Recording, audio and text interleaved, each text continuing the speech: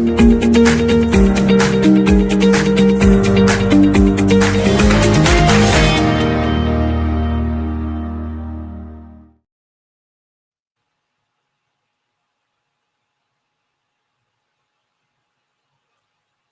lost Tammy's sound.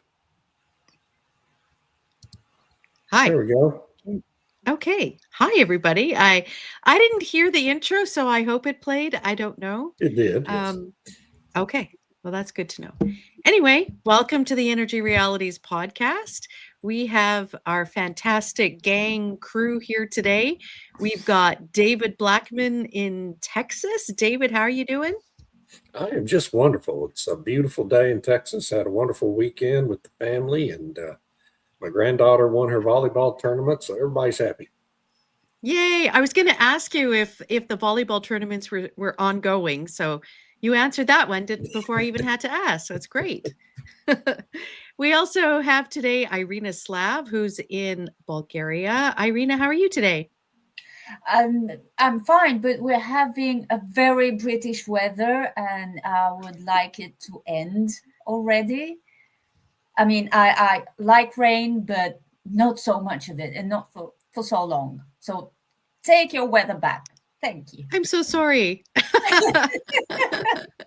Please send it to Texas. We need it. Okay. Oh gosh. That's right. You know, I heard on the news today that Aberdeen in Scotland has had the longest period of time without sun, 20 days without sunshine. Oh my goodness. And they were interviewing people and they were saying, I can't take it anymore. It's dark and rainy. But I'm sure they have solar panels everywhere. I was going to ask about that. Are there many solar panels in Aberdeen? I don't know. But if there are, I feel sorry for them because there's nothing there.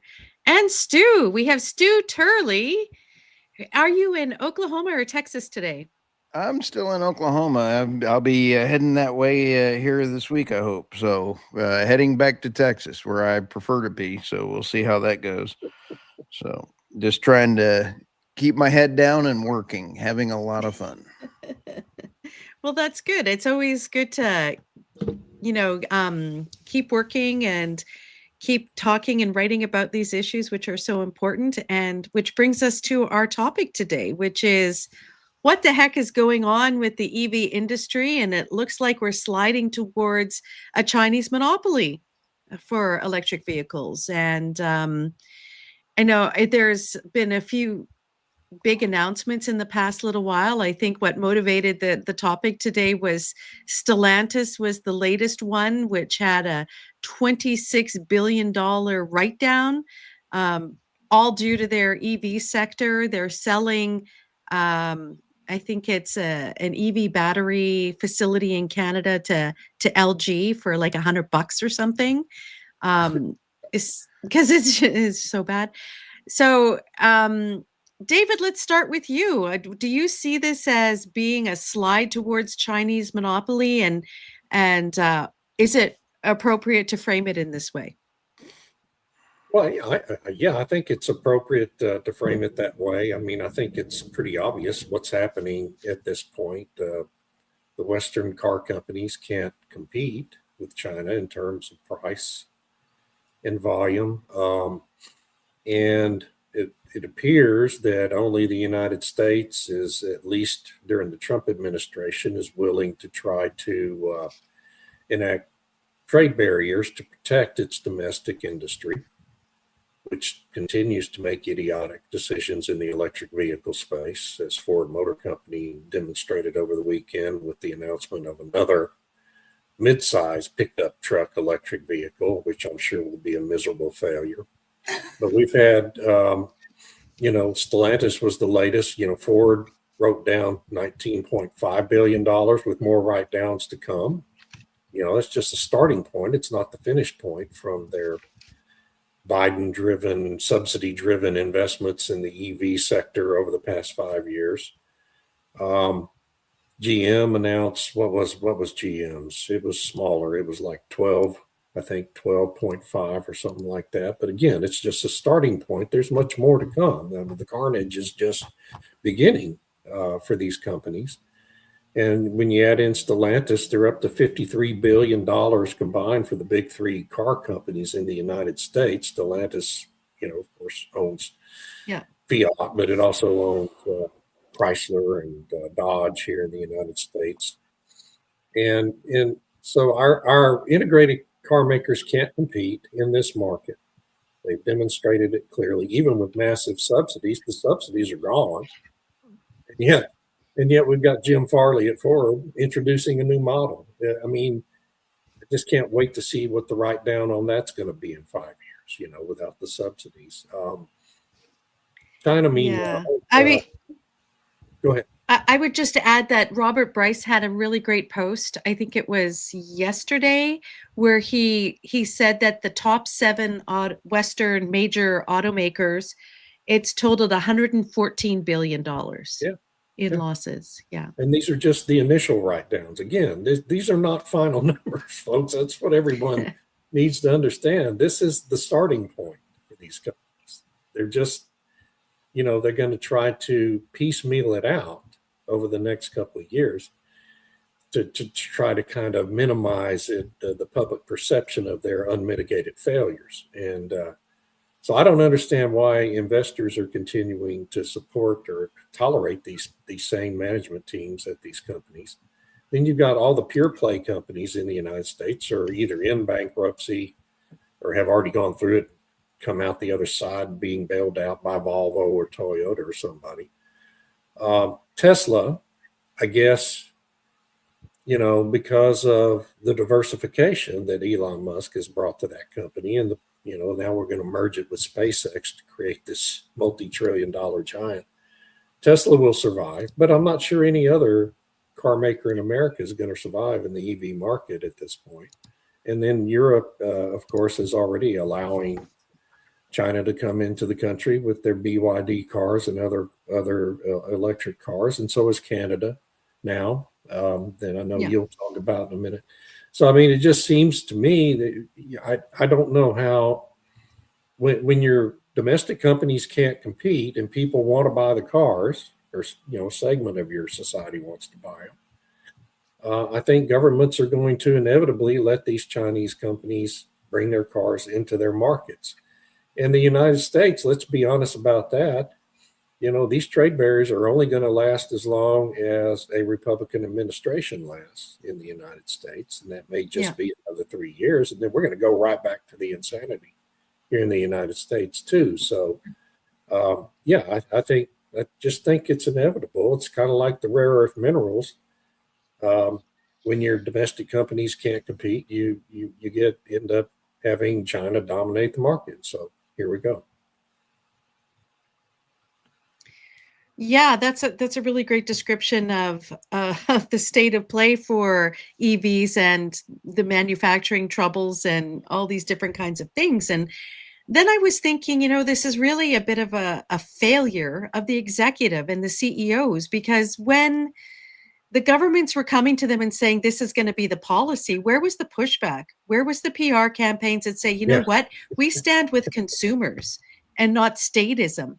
And where were they defending free markets and consumer choice and the ability to design as consumers want and whatnot? And it seems that it's sort of like the leaders lacked spine in this case. Irina, what do you think? That's a very good point that you made. They don't just lack spine, they lack any ability, it seems, to draw conclusions from certain developments. I'm thinking about Europe. Some of the biggest global car makers are in Europe. They are struggling to make money on their EVs, even with all the government subsidies, even with the coming ban on internal combustion engine cars, which is not going to go into effect at all, even with record-breaking EV sales. EV sales across Europe are on the rise, thanks to the incentives, thanks to the higher taxes on normal cars. And even with all that support, my grammar fails me. they're not only unable to compete with the Chinese, they can't make money on their EVs. Well, the Chinese, of course, have the cheap energy inputs to make their EVs a lot cheaper than Renault and Volkswagen and the rest of them. So why is nobody drawing the logical conclusions from this? This is what really interests me. Obviously, we have people who are fixated on a transition in transport from internal combustion to electrification, and this is why they are opening the doors to Chinese cars, because, you know, it's a question of priorities. Apparently, the bigger priority is saving the transition rather than saving your car manufacturing industry, even though I'm sure they have safeguards to protect the local car makers. But how long can this go on without, you know, the other shoe dropping? And the car industry has been repeatedly warning about this, that they cannot compete with BYD and the rest of the Chinese, even with the incentives. Yeah. So I'm Yeah. not to tell you, they just can't Can learn I anything. also, I want to comment about the question with the executives, right? I mean, I singled out Jim Farley earlier at Ford, and he's, you know, I mean, he's just kind of run a corporate clown show over there. But then you've got Mary Barra at GM. At least Farley has been transparent about the losses in the EV part of his company. He separated the electric vehicles out into a separate business unit called Model E and accounted for it separately, publicly, revealed every loss over the past 4 years, quarterly basis. Mary Barra, on the other hand, has been completely opaque about it, and her team. They've tried to hide the EV losses. You know, they haven't separated it out into a separate business unit for reporting purposes. Nobody knew how much money they were losing. You still don't know how much money they've really lost in their EV unit because of the opaqueness of their financial reporting, which I don't understand why the federal government allows that to happen, quite honestly. And so Mary Barra was really the leader of that pack in 2021 when Joe Biden started running around the country with Jennifer Granholm, talking about how he was going to subsidize an EV industry into being in the United States. Yeah. And Farley catches a lot of heat because he's just, you know, he's more out there in public and doing these kinds of things on social media that he does. But we shouldn't forget about Mary Barra and the role she played in leading the whole industry in this direction. Can I address Robert Quintos's comment there? I think it's the last one. Where he says, unfortunately, the governments can extract penalties like corporate taxes and withdrawal of permits that can hurt their bottom line. And these are unseen pressures that people can't see. I agree. There are those unseen pressures, undoubtedly. And I have no doubt that there were meetings held where the government said, this is the direction of travel that we're going. It's going to be Green Deal. It's going to be net zero and all this kinds of stuff. And you better get on board or else. But my point is, the CEOs didn't seem to stand up at all. And yes, that leverage can be used on them, but the public has a big role to play. And there's an opportunity there to communicate that they're in line with what the public wants and that they would like to do other things. But there was silence. There was real silence on it. And you know, there is a lot of power in this manufacturing base and lots of arguments that could have been made on, you know, if we pivot this way, this is really going to impact the larger manufacturing capabilities and for other things, not just for automobiles. And I wonder, Stu, what you make of that, this idea that if you outsource your auto manufacturing to elsewhere, whether it's China or wherever, that actually has larger knock-on effects for overall manufacturing, especially when it comes to things that you might need in the future for defense. This is a total deindustrialization plan, very much tied to net zero. Let me bring to the stage my article here. Let me remove that one, add this one. I just did this one this morning, and when you take a look at why China has got some things going on, China's ascent in the EV battery sector, they poured $230 billion into the EV battery subsidies. That's critical. It led to massive overcapacity. They've got some real issues going on in there. Key tactics included controlling upstream resources. China dominates 95% of the global battery grade graphite, 85% of lithium anodes, and 70% of the cathodes.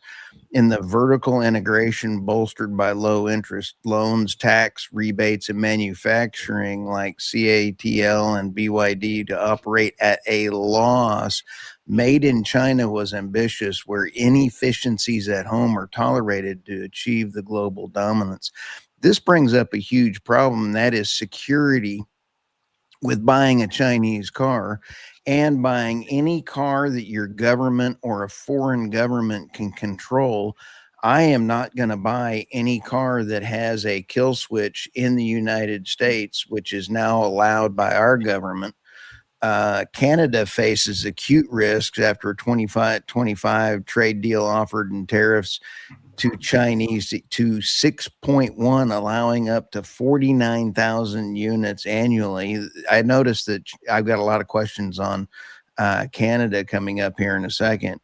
But when you take a look at China's domestic issue, they're going to be this is going to exacerbate their exporting, because they have had a 0 mileage used car and warranty in China that is absolutely eviscerated their own individual markets. But I want to bring up in a point that, as David had mentioned,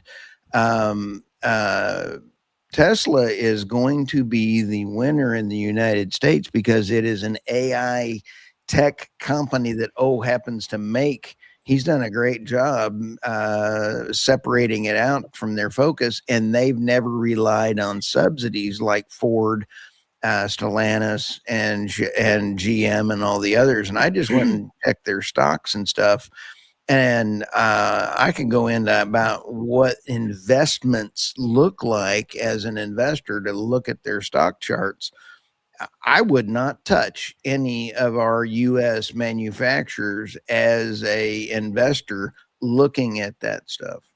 So this brings up a gigantic problem. I believe that to answer your question, the Canadian government is going to lose even more industrialization and hundreds of thousands of jobs on their current path. The EU and the UK are also going to continue losing jobs on their current path. And the only winner is going to be a temporary winner of China, because once you start shipping out these batteries and they remain control. I just saw an ad yesterday for somebody trying to sell a Tesla that had 100,000 miles on it for $1,000, because the battery to replace it was 24,000, and it was more than what the car is worth. But a car of that age that was an ICE car, you could get $5,000 to $6,000 for, and you could keep it on the road. So Europe, Canada, and the EU are about to get, in about 3 years, the China battery bite in the bahonkus that is going to be horrific. What is a bahonkus? That's where you sit down on that's a. And Tom Mumford, I love Tom. Stu, isn't a good deal of Tesla's profit in selling carbon credits, or am I misinformed? No, you are not misinformed. And they are very smart to take advantage of the stupidity of carbon credits, CBAM, and all the other boo crap that's a wealth transfer. Hats off to, Elon for taking other car companies, you sit back and take a look. He's taking advantage of what other idiots are doing. So that's how he built this whole company. People criticize him for taking all the government loans, back 20 years ago when he created Tesla.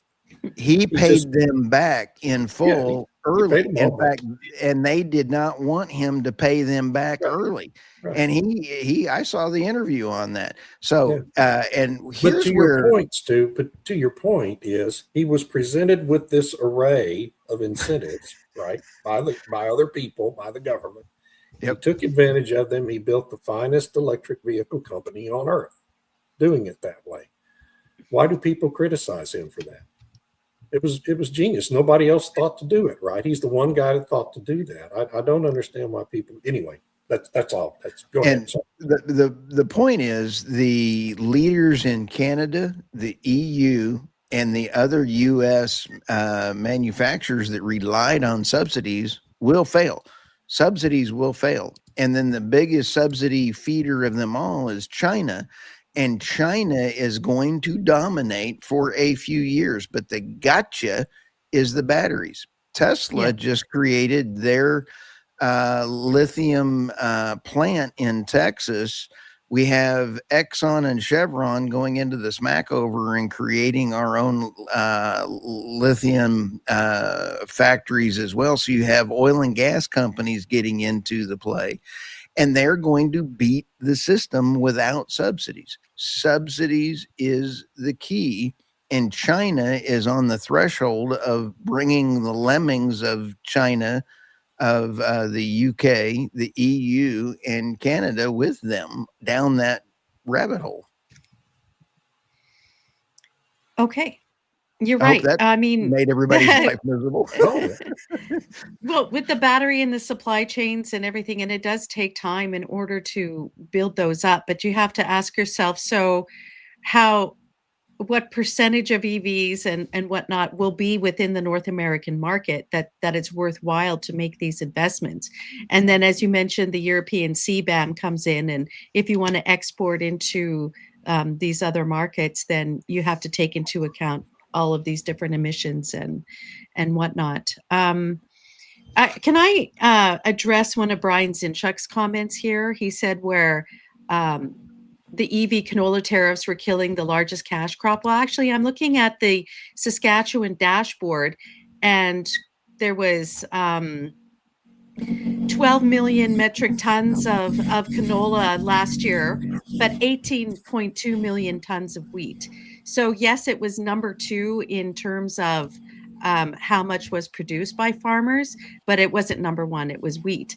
And still, I mean, you have to think about, if farmers know that China has these tariffs, then they have to make the appropriate decisions of what to seed. It's not the government telling them what will and will not be seeded. I mean, they'll have to take those these developments into account. I feel bad. I know farmers who were stuck with these tariffs, but the alternative is that you now are turning over your key manufacturing of automobiles to China. And you know, at some point you have to, there's a trade-off there. Farmers are free to make other decisions.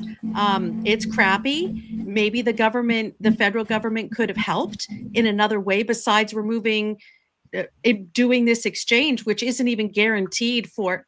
Yeah, it's a moneymaker, but there's alternatives there. And you know, you could do there. I'm not going to get into the whole farming thing, but there are alternatives. Maybe the government could be providing a subsidy to farmers the way they do to automakers. So instead of pushing China to lift tariffs that they used as leverage, and you know, honestly, the Canadian farmers fell for that tactic. It was clear leverage in order to get a toehold into the North American market. This is not a good thing for Canada. It's not a good thing for North America. And I just want to comment a little bit on Mark Carney announced last week a new auto manufacturing policy. And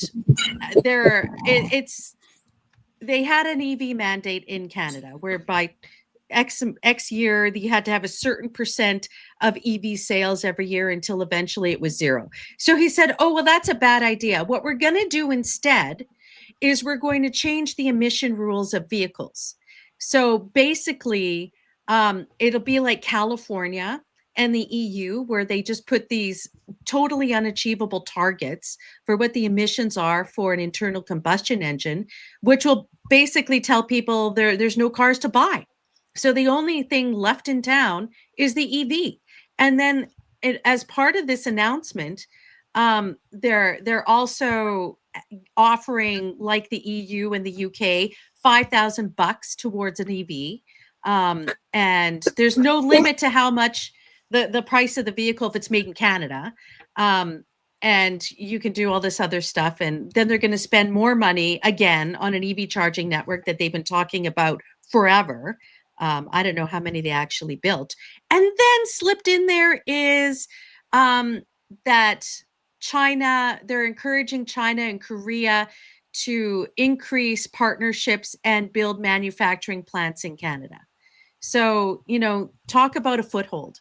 China will have a foothold in Canada to be producing their vehicles for operation in Canada, and potentially, of course, what they want is it to go into the United States. So we'll see what sort of madness happens from that.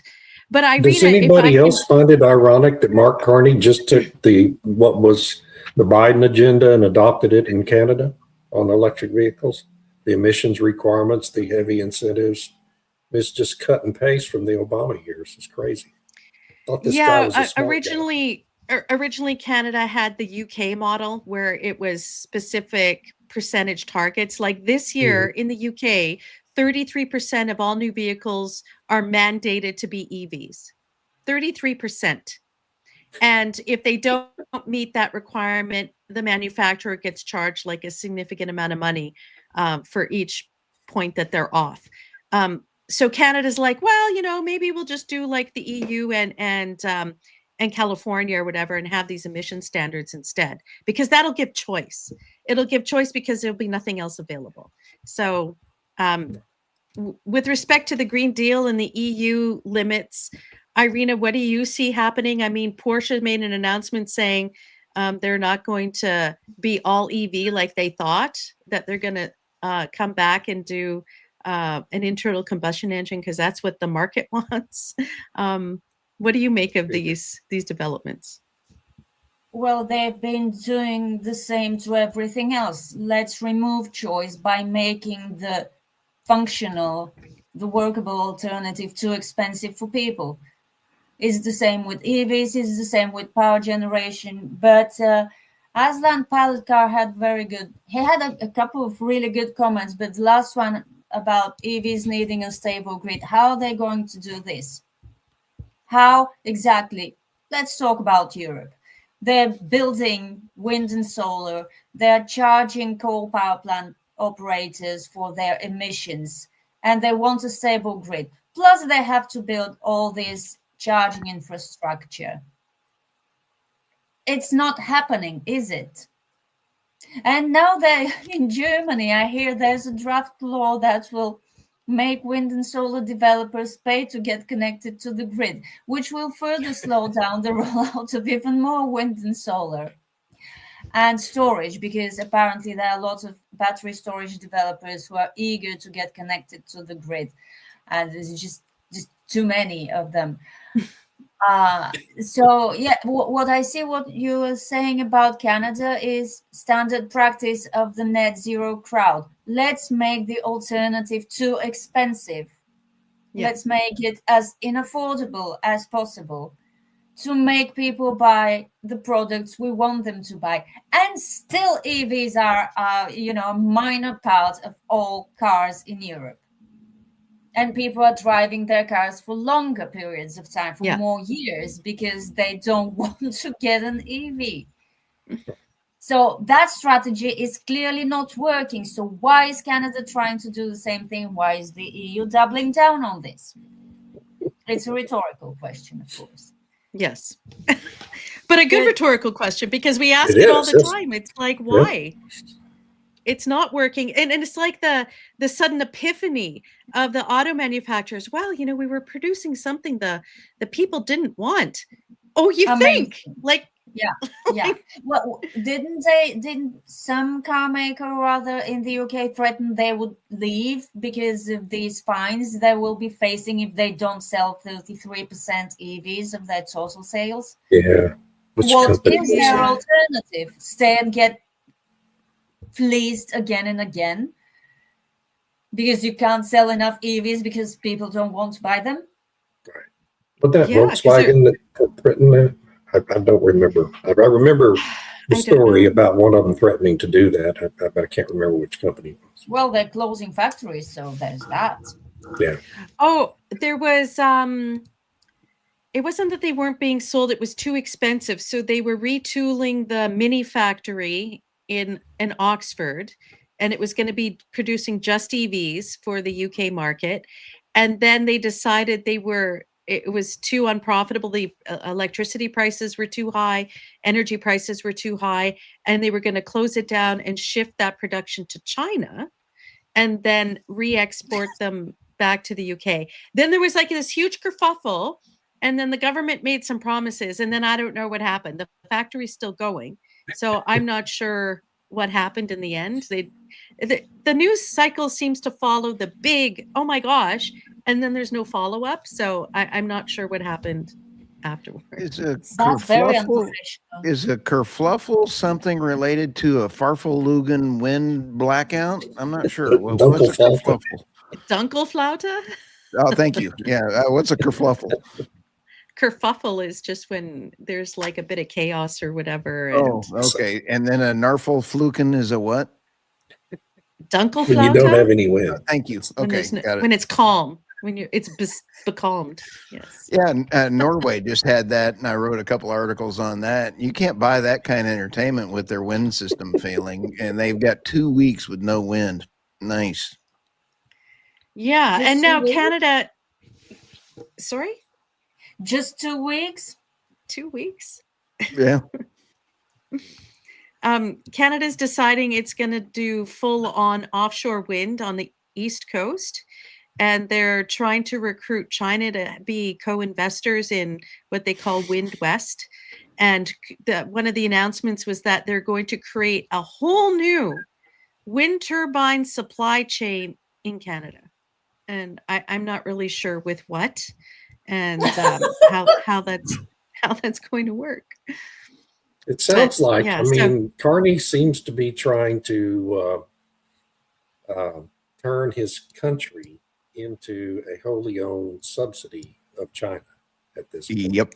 I mean, every Yeah. deal he announces has China in there somewhere. It's wow. He I and know, Governor I know. Newsom have the same plan. Yeah.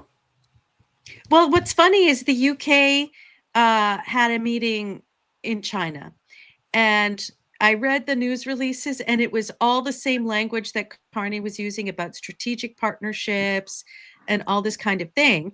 And then there was an article on Substack, I think it was yesterday, where they were talking to different European diplomats who said that now the EU is considering that America is an adversary and China is a good partner.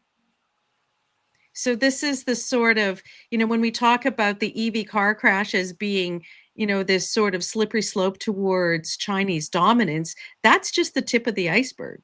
It's like, if you start to have these strategic partnerships with China for chemicals, which a lot of German chemical companies left Germany because of the high energy prices, went to China. You have the UK that's importing steel circuitously from China through Japan and elsewhere into the UK. So if the China's providing all this stuff, is that really a good partner? Because you're swapping. If you think you're too dependent on America, aren't you swapping one dependence for another? Well, ask the European Union about their gas dependence. But I have to say, well, you do remember back in the autumn of 2022 when US LNG really started flowing and everyone was happy. Well, we don't care about winter. There will be enough LNG from America. They're our friends. They're a reliable partner. I am actually quoting. They use the word reliable a lot. Few months later, wait, this is too expensive. Yeah. You're profiteering. Some French guy, was it Macron or one of his then cabinet? I don't remember. He said, American LNG producers are profiteering off Europe. Really? No, they have a product. There's enough for export. Hello. Hey, look at that pretty So cat. beautiful. But the EU has been really smart about EVs in China. I just realized that because the EU will be importing EVs, cheap EVs from China, and it will also be importing cheap labor from India. And the cheap laborers from India will be able to afford Chinese EVs. See? They'll be doing business. Oh, globalization at its finest. Can I comment on Brian's little comment there about why are the oil-rich Norwegians now buying almost exclusively EVs? Apparently, only 7 gas vehicles were sold in Norway in January. And he says almost complete adoption of EVs there. That's new car sales.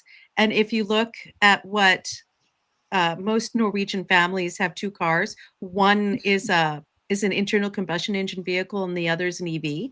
And how Norway did that is they used their oil and gas subsidies in order to sweeten the pot for people to buy an EV, and they made it incredibly expensive for an internal combustion engine to drive around on the highway. So you had all these extra taxes, all these extra tolls, but now they're starting to put those tolls on the EVs because they got what they wanted, which was so many, all the sales to be EVs. But people are, like David has said, they're holding onto their cars longer. So they might have bought an ICE vehicle 3 years ago. They're holding on to it much longer. So if you look at what the used car sales numbers are like, people are still buying ICE vehicles. They're just not necessarily new ones, and they're holding on to their existing ones much longer. And they used a lot of sticks against people who have those vehicles, and they use subsidies in order to encourage people to purchase the electric vehicles.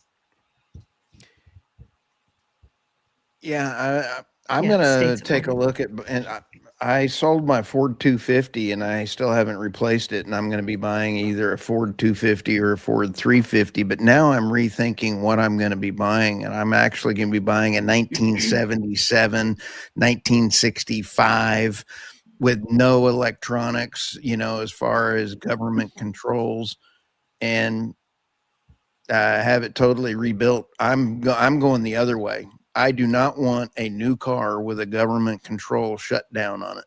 Have a great day. I'm not needing you. I want to address Patrick Devine's question. How do you say hurrah in Chinese? The answer, according to Grok, is hawa. So just wanted to address that. That is funny. So I think one of the interesting things that Stu, that you and David had commented on about was this idea of how China has subsidized the batteries, their supply chains, how they wield that in different ways. When they see competition coming up, they'll suddenly flood the market, and then the competition, well, you can't compete when the market's been flooded or whatnot. And I'm wondering about these vulnerabilities in terms of when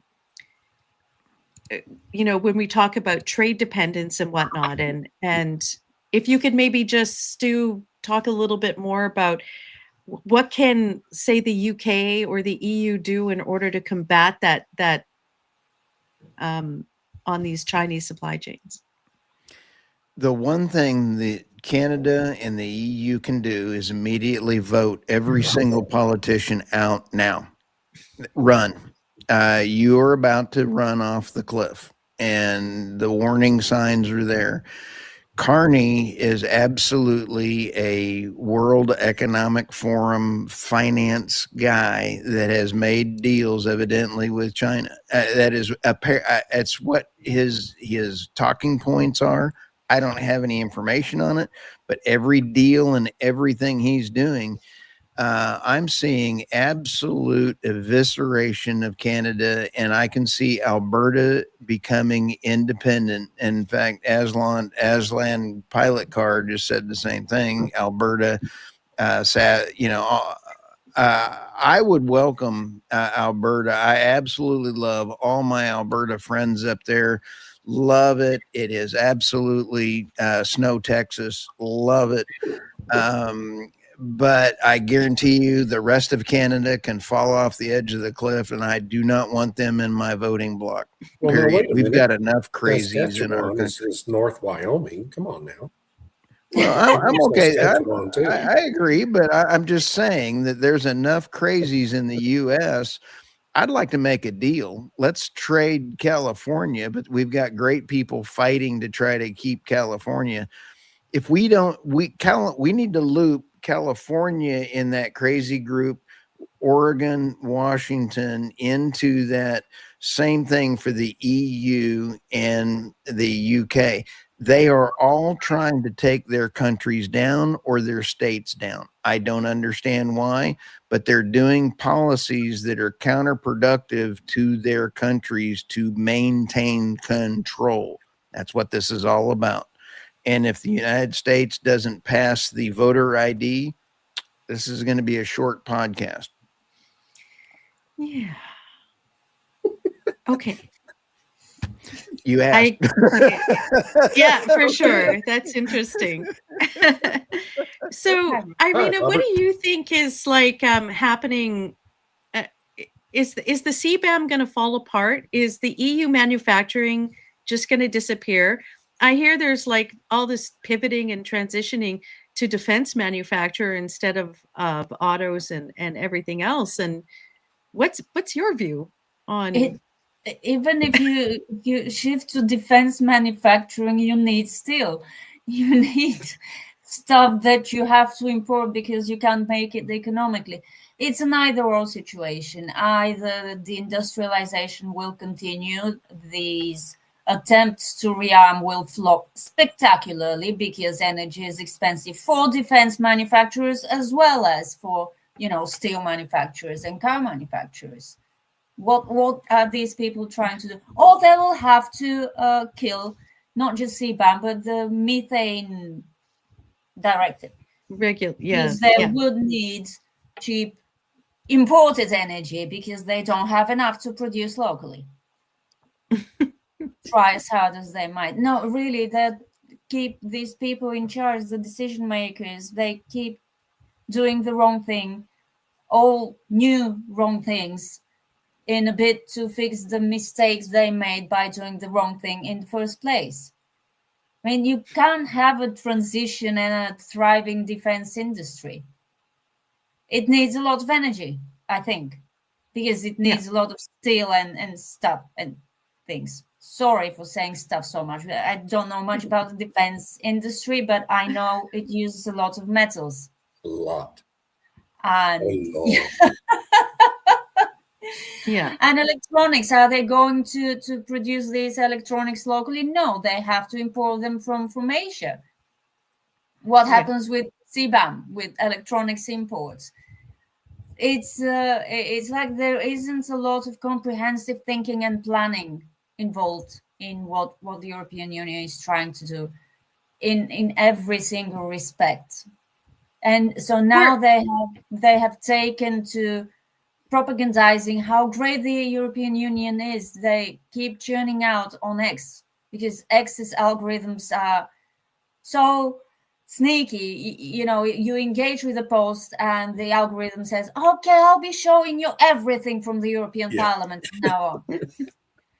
It's highly informative. And they keep churning out these polls about how everyone is so happy to live in Europe. Obviously unrepresentative. This Digital Services Act and how great it is and how it's protecting freedom of speech. And then we have Macron in France, who is inviting researchers to France because in France, people care about science. Really?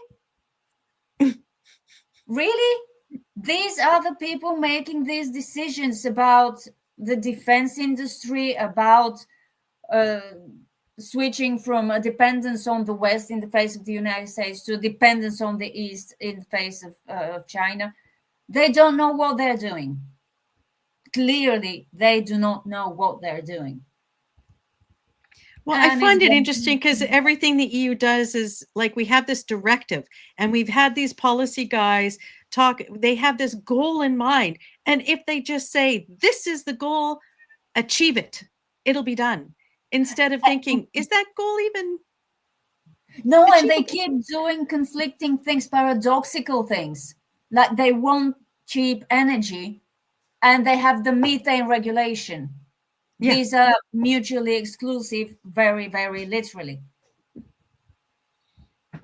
They Yes. want to be more independent from imports, but they want to revive their military industry. How are you going to do it? Yeah, the Yeah. list goes on. It's really a disaster. Can we talk about Francis Moore's comment up there, because it's scaring the hell out of me? What? This is everything in the UK is in a state of flux. Starmer is finished. A few leadership contenders. They're all very scary. MSM are not forecasting Miliband, the scariest of all. EVs. Not or now. So the what scares the hell out of me in all that is the mention of Ed Miliband potentially being a choice to succeed Starmer. Is there really any? And he's saying, he says, Francis says, he typed MSM are not forecasting Miliband, but I think he probably meant to type they are now forecasting Miliband as the scariest of all. Because I saw X this morning. Yeah, I don't think he's contenders. Yeah. You don't think he's a serious contender for it? I mean, think of the carnage that would create with that lunatic. I mean, Starmer in charge. Starmer's a communist, but at least he's fairly sane. Miliband is a complete lunatic. I mean, he's just a lunatic. He's a doormat. Starmer. Yeah. Now you're being too harsh. He's a Muppet. Come on, he's one biscuit shy of a Muppet. I'm telling you, Miss Piggy's a lunatic too. So, I mean, telling me he's a Muppet doesn't change anything. So disrespectful, all of us. Yes, I am. So sorry. Hey, they've earned it. The Cookie Monster's a Muppet. He's crazy. Oh my gosh, Lammy. Ugh, he'd be terrible. Oh my gosh. I know, this is the thing. They're all bad. And if you think about what do they stand for, what have been their policy positions, it would make it even worse than the UK already is. The one thing that we're sitting here chewing the fat on, and that we're leaving out the Donroe doctrine. The bull in the China cabinet in this geopolitical EV conversation is President Trump. Yeah. And that one is going to be very entertaining. This comment is very scary.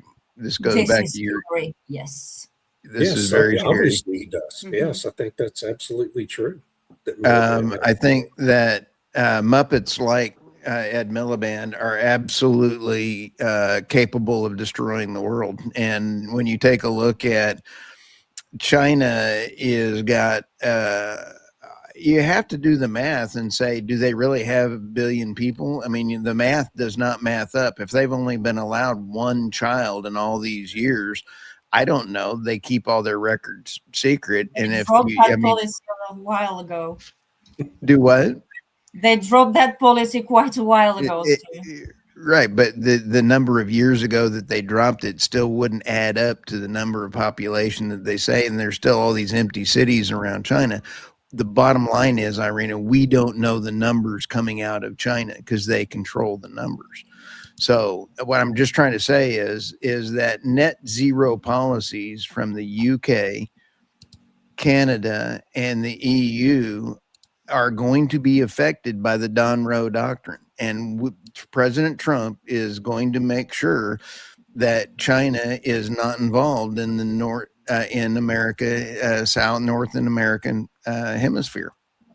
It is going. I don't know what the implications are then for Canada, because they're really courting that Chinese involvement.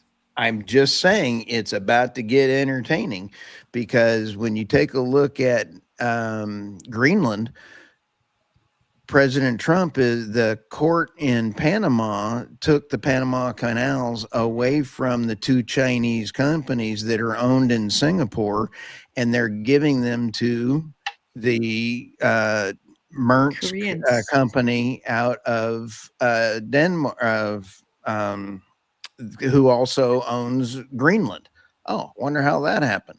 So you sit back and take a look at whether or not Greenland, we are going to be able to take advantage of Greenland. We're going to put the Golden Dome up there.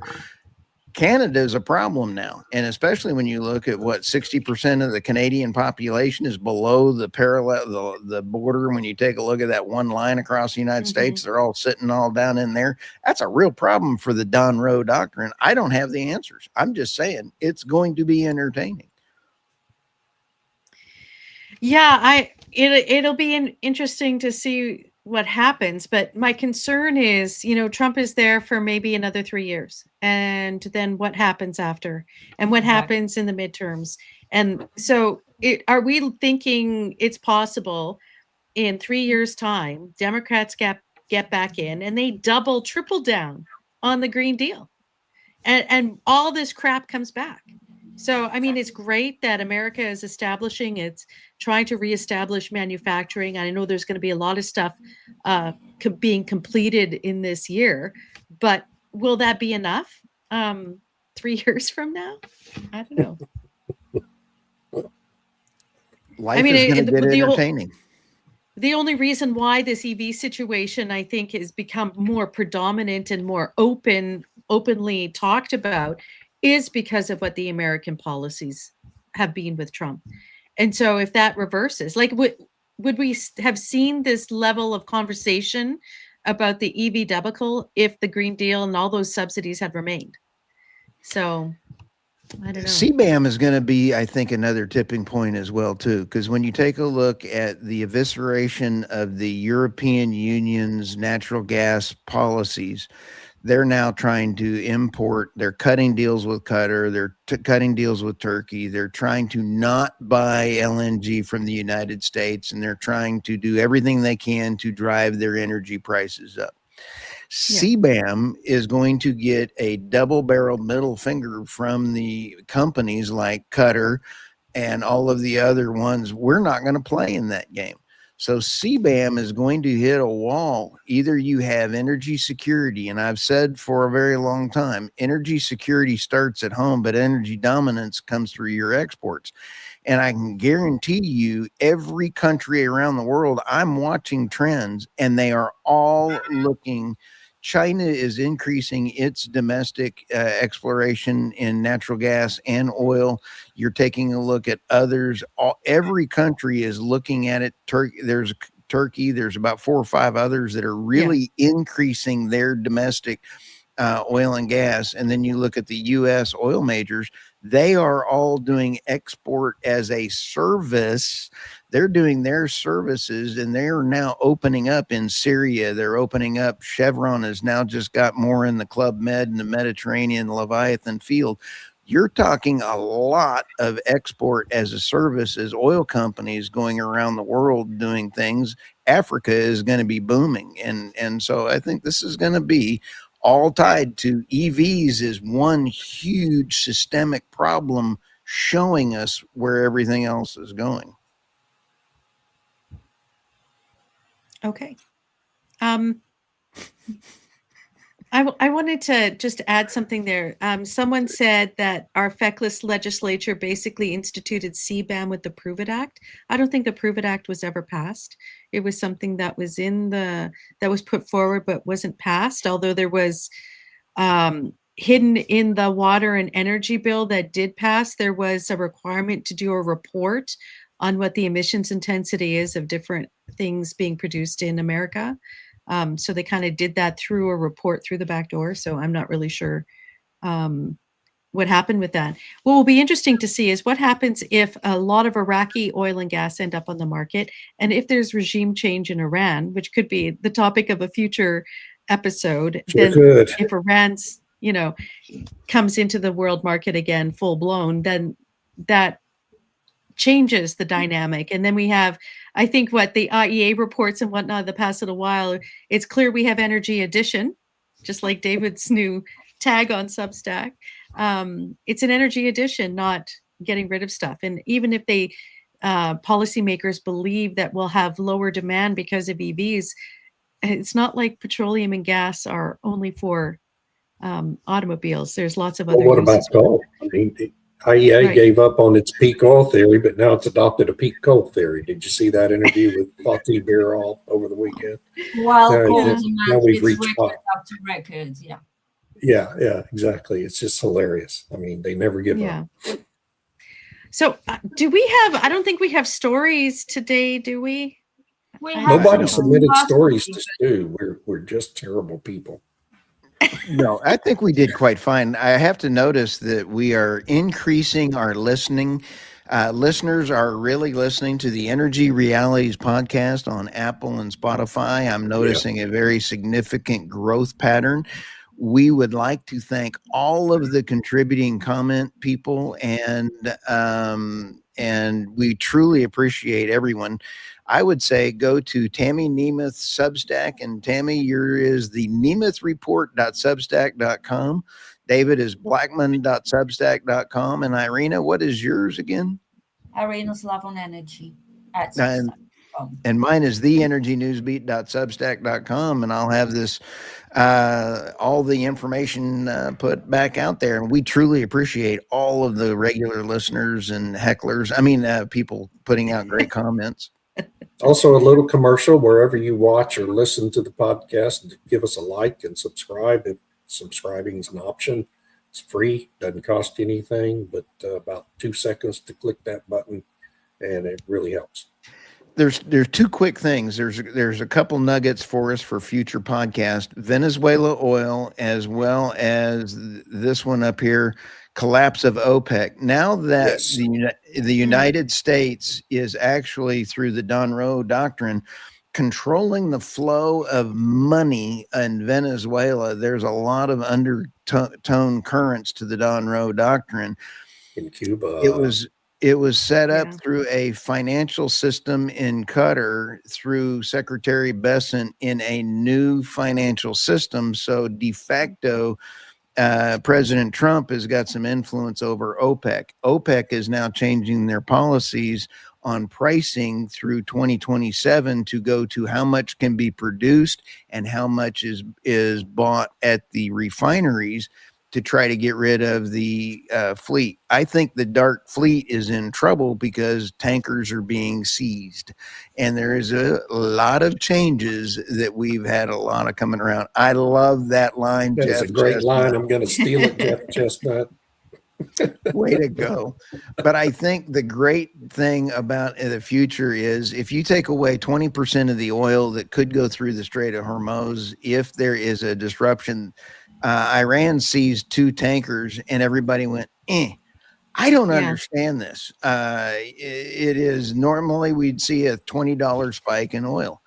So I think the world's come to the grips that maybe there's not going to be a war. I don't know. But all I know is we've got entertainment ahead, and the mainstream media is helping podcasters and Substack authors make a living because they stink. I mean, they lie, cheat, and steal, and it's kind of fun being a arrogant bonehead out here trying to listen and give what I think is the best. I like being corrected. If I'm wrong, I want to admit it. I don't want to predict the war either, but there's a reason why the United States is about to have 4 aircraft carrier groups in the Middle East theater within the next week or so. We've already got 2 there and 2 more are coming. I don't think we're doing that for fun. No. Yeah. And President Trump's got a midterm to win. And if oil goes up, he's not going to like it because the Democrats are going to come up with affordability as a tagline. It's just unbelievable.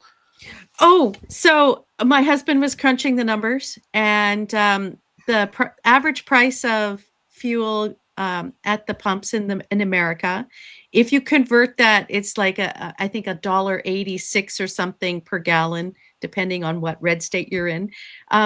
if they transferred that into pence per liter in the UK, we'd be paying about 37 pence a liter. But right now we pay £1.37 Yeah. per liter Wow. Yeah, for and fuel. people in the So United it- States still bitch about gas prices. It's I amazing. know. They have no idea. But you if adjust you're it in for inflation, California, gasoline is cheaper than it was in 1975 in the United States, adjusted for inflation. Anyway, Wow. California, Tammy, is absolutely about to change because they are losing 20% of their refinery capacities. Pipelines are shutting down Yeah. because of the Yeah. regulatory problems. You've got Gavin Newsom out there acting like Herr Starmer and the rest of the Muppets in the UK taking down pipelines and stuff. So we've got California, UK, and Canada in now national security problems. I don't understand how the Trump administration is going to fix that one. Yeah, that's a tough one. Topic So- for another day. So Topic thank for you, another day. everybody. And we'll see you next week. Thanks, everybody. We Bye. ran overtime today. Did good. Bye. Bye.